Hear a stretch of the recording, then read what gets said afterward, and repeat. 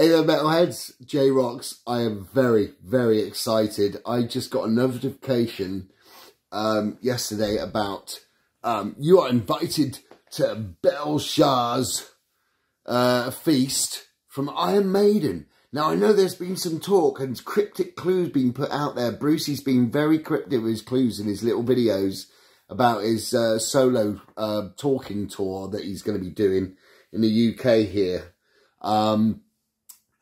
But I never envisaged that it was going to be new music, and it is new music. I believe there's been I caught the end of the premiere of Belshazzar's feast, or the writings on the wall. This is monumental. It's monumental. Not only have we just had new music from Halloween, and there was talk of a new Iron Maiden album, possibly for 21/22, year 22. We've just come out of the Legacy of the Beast tour, which was supposed to continue through the pandemic. Obviously, it couldn't.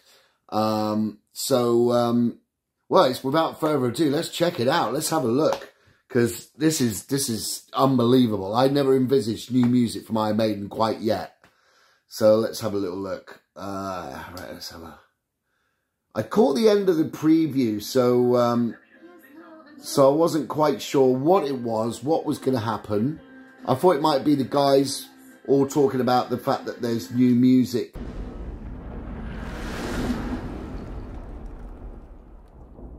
Story by Bruce Dickinson, so it's something he's come up with, and it's the writing on the wall. Just brilliant. I like it. I have to say, it's not the heaviest that they've done, but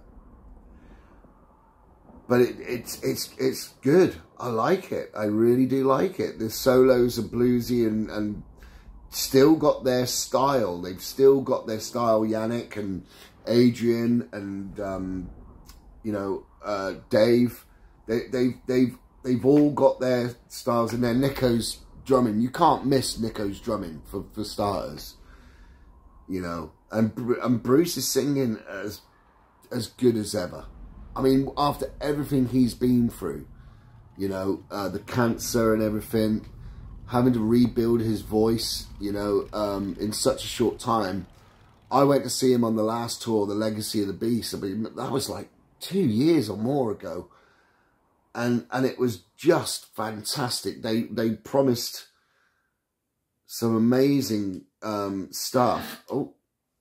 They promised some big surprises coming, and that was a big surprise because I didn't expect new music from Iron Maiden quite yet. So they kept that one under wraps. Nice one, Iron Maiden. I like it. So Belshazzar's Feast, the writing on the wall. I do believe that could be the title of the album. I did read on Planet Rock's Facebook page that there was talk of an Iron Maiden album, and it leaked that this could be Belshazzar's Feast. I hope I'm pronouncing that right.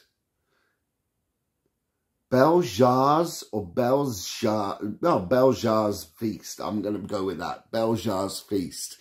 I'm going to look deeper into this, and because this has completely crept up on me. I don't know if it's crept on any of you Maiden fans, but yes, this is J-Rocks with a first Iron Maiden super fan, and believe me, I am a super fan. I have followed Iron Maiden from the very, very beginning in 1979/80. 1981, I bought their first album on cassette. It might have been 80, I can't remember now. It was so long ago, I'm so old. And the other thing is, it's very close to my heart with Iron Maiden, because I actually had the very, very fortunate chance of touring with Paul Di'Anno's Killers back in the 90s, and I got to know Paul quite well on that tour. And he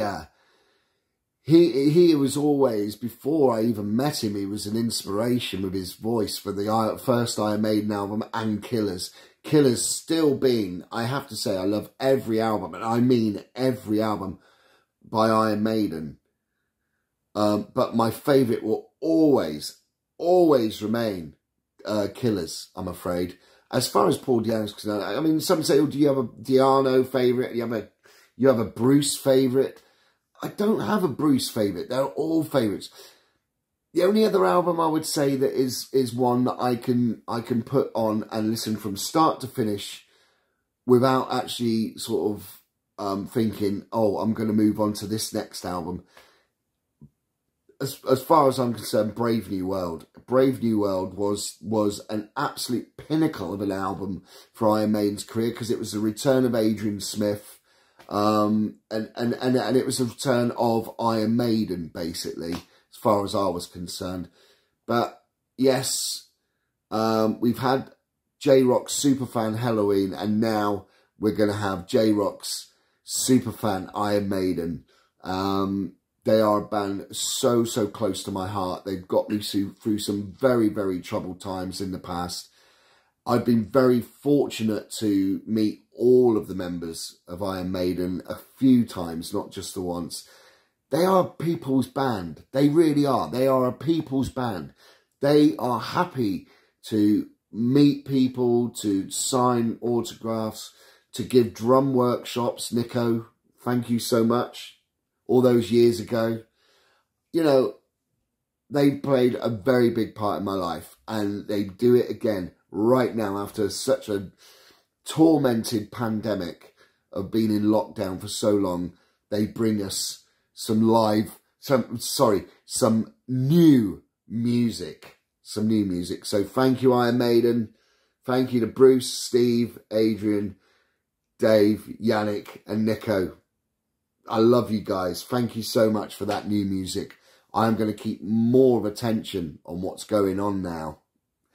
Guys, I hope you've enjoyed my review of Belzar's Feast, Iron Maiden Superfan from J-Rocks. I'll catch you on the hop. Stay safe, people. Peace out.